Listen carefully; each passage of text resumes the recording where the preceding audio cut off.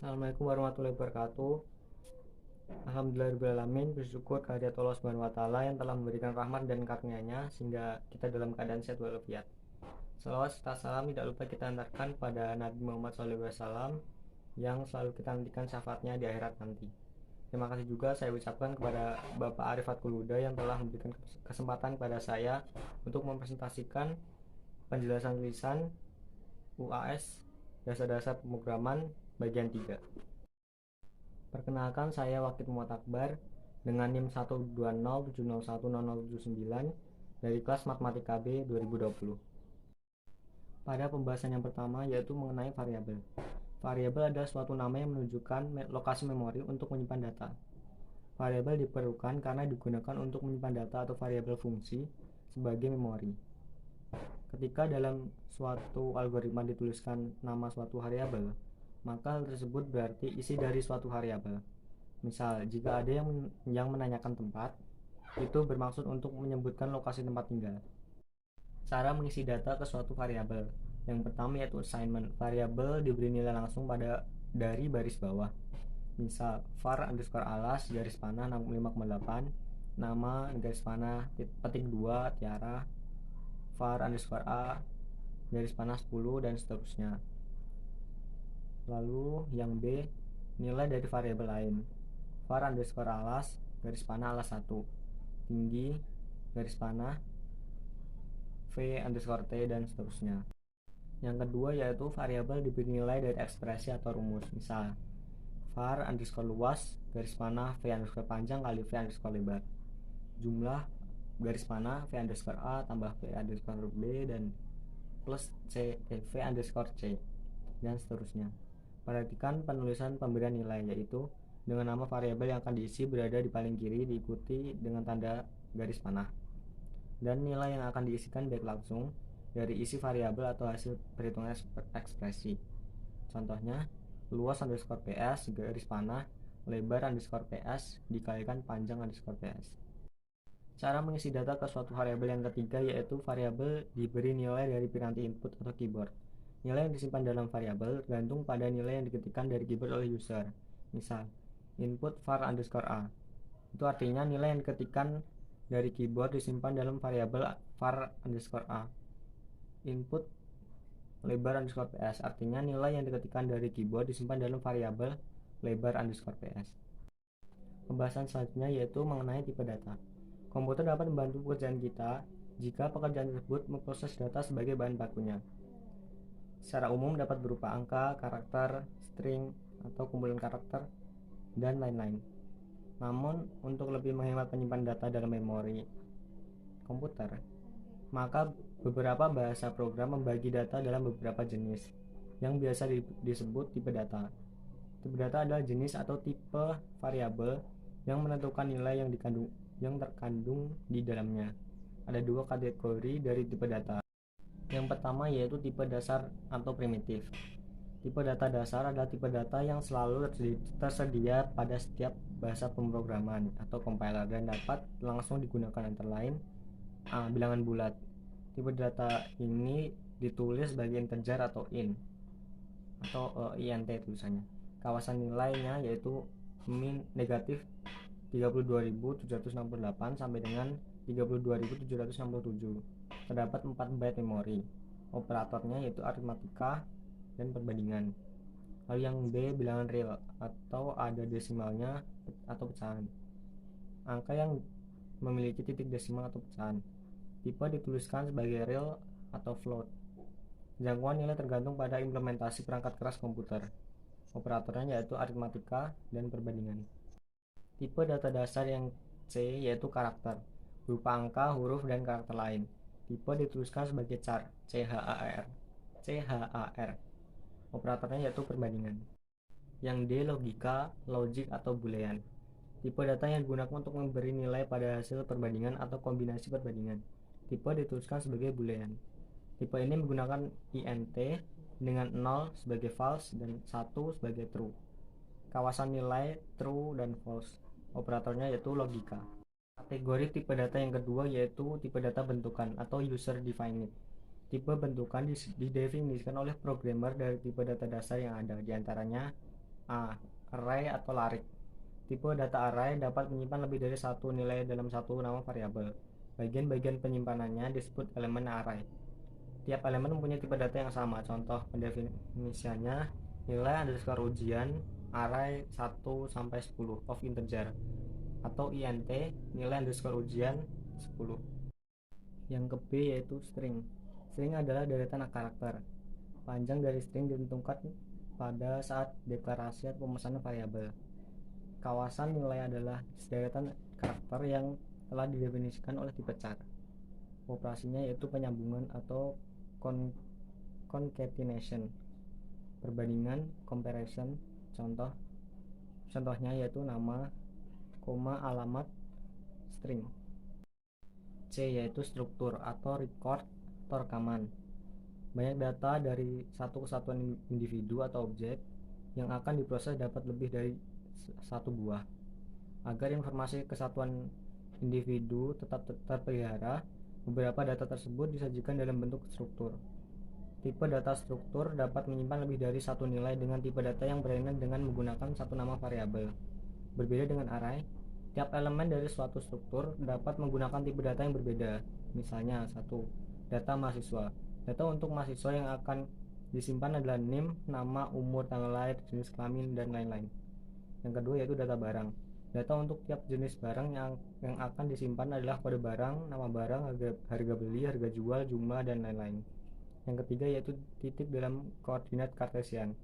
Dalam koordinat kartesian, tiap titik menggunakan elemen koordinat x dan y. Yang keempat yaitu bilangan pecahan. Tiap bilangan pecahan terdiri dari pembilang dan penyebut. Pembahasan selanjutnya yaitu mengenai perintah dan pekerjaan. Perintah adalah kalimat untuk melakukan suatu langkah atau kegiatan. Algoritma dikerjakan sesuai urutan perintahnya. Jika ingin membuat algoritma harus memperhatikan urutan perintah. Lalu pekerjaan. Pekerjaan adalah aktivitas yang mempunyai tujuan atau suatu kegiatan yang dikerjakan atau sesuatu yang ditugaskan. Pembahasan selanjutnya yaitu mengenai prinsip urutan, pilihan, dan pengulangan. Urutan adalah perintah yang dikerjakan secara berurutan sesuai urutan penulisan. Kita harus memperhatikan urutan penulisan karena jika tidak memperhatikan urutan penulisan, maka tidak akan terbentuk suatu algoritma. Hal tersebut disebabkan karena suatu algoritma harus sesuai dengan urutan penulisan yang baik dan benar. Pilihan. Pilihan adalah perintah dikerjakan jika suatu kondisi dinilai benar. Pengulangan adalah perintah diulang dikerjakan sampai kondisi berhenti bernilai benar. Pembahasan selanjutnya yaitu mengenai programmer, komputer, dan user. Cara kerja komputer mirip dengan cara kerja manusia. Manusia menerima masukan lewat indera, kemudian mengolah masukan tersebut. Setelah itu manusia akan melakukan respon terhadap masukan tersebut. Komputer juga bekerja berdasarkan masukan, kemudian diproses berdasarkan data dalam memori, dan menghasilkan keluaran yang berupa tanggapan dari masukan sebelumnya. Orang menggunakan komputer untuk menyelesaikan kebutuhannya adalah dengan menggunakan program yang sudah tersedia dalam komputer tersebut. Andaikan komputer adalah orang yang akan melayani kita mungkin sudah terbiasa menggunakan komputer dengan program yang sudah siap digunakan. Misalkan kita menggunakan program kalkulator, Microsoft Word, Microsoft Excel, dan Microsoft PowerPoint, dan lain sebagainya. Namun bagaimana kalau komputer kita belum ada program kalkulator dan kita akan menghitung menggunakan komputer? Tentunya kita harus membuat program kalkulator terlebih dahulu, bukan? Di sini letak perbedaannya. Orang yang menggunakan program komputer yang sudah siap pakai disebut user atau pengguna. Sedangkan orang yang membuat program komputer untuk suatu kebutuhan tertentu disebut programmer atau pembuat program. Berdasarkan ilustrasi tersebut, suatu program dalam komputer dibuat oleh seorang programmer atau pembuat program. Suatu program yang telah dibuat lalu diproses atau dilakukan pengolahan data oleh komputer. Kemudian komputer memberikan hasil atau output atau keluaran atas program yang telah diproses dengan menampilkannya ke layar komputer.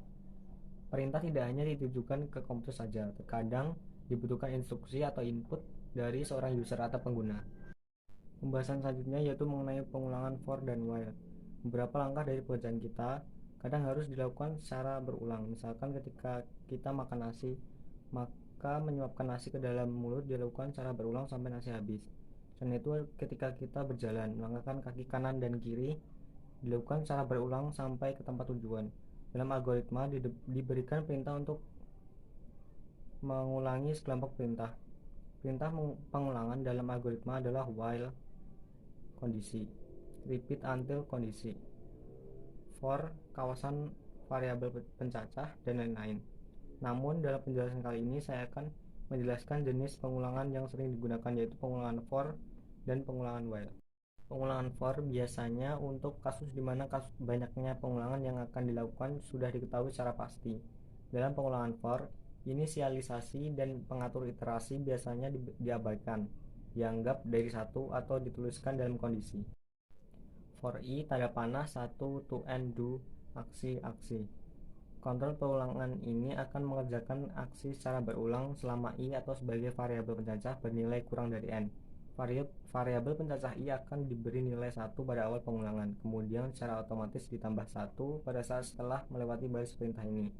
Nama variabel pencacah i ini hanya sebagai contoh. Nama ini dapat berupa apa saja sebagai nama sebuah variabel. Perintah i plus dapat digunakan, di mana meniru perintah dalam bahasa program di mana perintah i secara otomatis nilai variabel i ditambah 1. Pengulangan while akan melakukan pemeriksaan kondisi terlebih dahulu. Jika kondisi tidak terpenuhi, ada kemungkinan pengulangan ini tidak dikerjakan sama sekali. Selama kondisinya terpenuhi atau bernilai benar, maka pengulangan akan dikerjakan. Pengulangan while biasanya digunakan untuk kasus di mana banyaknya pengulangan yang akan dilakukan tidak diketahui secara pasti. Iterator disimpan di badan pengulangan, disesuaikan dengan kebutuhan. While kondisi do aksi-aksi. Kontrol ini akan melakukan aksi setelah while selama secara berulang kondisi bernilai benar. Salah satu aksi dalam pengulangan harus mengarahkan pada keadaan di mana kondisi akan bernilai salah sehingga pengulangan berhenti. Jika pada saat pertama kali kondisi dicek bernilai salah, maka aksi dalam kalang ini tidak pernah dikerjakan. Pembahasan contoh soal 1. Variabel dalam soal tersebut adalah var underscore a, rata underscore rata, i, dan jumlah. Dalam soal tersebut, jenis tipe data yang digunakan yaitu tipe data integer atau bilangan bulat. Pekerjaan dalam soal tersebut yaitu menghitung rata-rata dalam array, maksimal banyak data adalah 100. Dalam soal tersebut terdapat perintah input var a, yang artinya perintah membutuhkan instruksi dari user, yaitu menginput data array dalam variabel var underscore a. Jenis pengulangan atau looping yang digunakan yaitu pengulangan for. Pengulangan ini akan terus berjalan sampai kondisi berhenti bernilai benar, artinya proses looping akan berhenti jika sudah mencapai data ke 100. Data array untuk data 1 sampai 1 disimpan dalam var a. Jika program berhasil dilakukan, maka algoritma tersebut akan menampilkan output atau keluaran rata underscore rata. Perintah dalam contoh soal 1 ini yaitu for i 1/100. Dalam pengulangan ini terdapat input var underscore ai, lalu di line baris jumlah 0 for i 1/100, dan pengulangan for i ini terdapat jumlah yang diisi yaitu jumlah plus var underscore ai, lalu di baris baru rata underscore rata jumlah dibagi 100, dan terdapat output dari rata underscore rata. Pembahasan contoh soal nomor 2. Variabel dalam soal tersebut adalah n dan jumlah. Dalam soal tersebut, jenis tipe data yang digunakan yaitu tipe data integer atau bilangan bulat. Pekerjaan dalam soal tersebut adalah memasukkan data bilangan positif secara berulang sampai pengguna memasukkan nilai negatif 99, maka program menampilkan jumlah dari semua yang dimasukkan.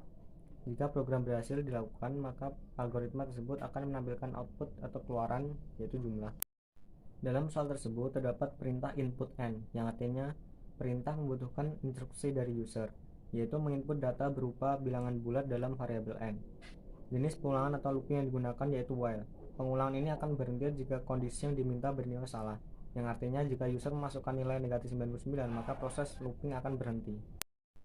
Terdapat struktur pilihan dalam soal ini yaitu if n tidak sama dengan negatif 99, artinya jika n tidak diisi dengan negatif 99, maka akan menampilkan nilai jumlah. Perintah dalam soal ini yaitu n 0 jumlah 0 while n tidak sama dengan negatif 99. Dalam pengulangan while ini terdapat input n, if n tidak sama dengan negatif 99, jumlah ditambah n, lalu di baris yang baru terdapat output dari jumlah. Pembahasan contoh soal nomor 3.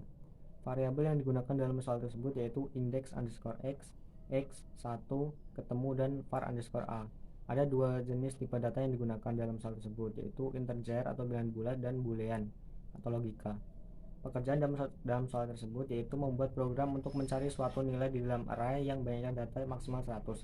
Jika ada, tampilkan nomor indeks data tersebut. Data array untuk 1-100 disimpan dalam variabel var_a. Jenis pengulangan yang digunakan adalah pengulangan while. Pengulangan ini akan berhenti jika kondisi yang diminta bernilai salah, yang artinya jika data sudah mencapai lebih dari 100 maka proses looping akan berhenti. Terdapat struktur pilihan dalam soal tersebut, yaitu if var_ai sama dengan index_x. Artinya jika data array dalam variabel var_a sama dengan bilangan bulat dalam variabel index_x, maka variabel ketemu bernilai benar. Jika program berhasil dilakukan, maka algoritma tersebut akan menampilkan output atau keluaran dalam dua kondisi. Jika ketemu, maka akan tampil tulisan ada beserta nomor indeksnya. Selain itu, jika tidak ketemu, maka akan tampil tulisan tidak ada beserta nomor indeksnya. Contoh dalam soal ini yaitu x0 ketemu false, i1, while i kurang dari sama dengan 100. Dalam pengulangan while ini terdapat if var_ai sama dengan index_x ketemu true, index_x i. Lalu di lain baris if ketemu, then terdapat output tulisan ada beserta index_x. Selain itu atau yang else, terdapat output tidak ada beserta index_x. Terima kasih atas perhatiannya. Semoga bermanfaat. Mohon maaf jika banyak kesalahan. Akhir kalam, wassalamualaikum warahmatullahi wabarakatuh.